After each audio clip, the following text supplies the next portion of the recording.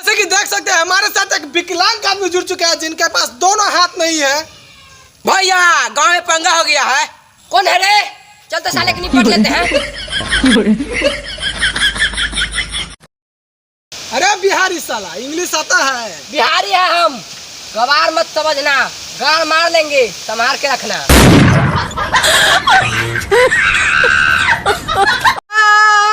ना जाए भाड़ा भेजा घरे आए, और खाना में न तनिक सबादिया बोता पापा माई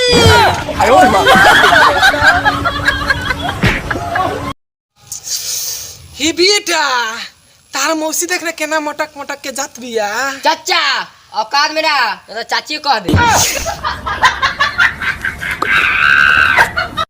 तुझे देख के दिल मेरा जोरों से धड़कता है, किसी और के छत पे क्यों तेरा चड्डी लटकता है।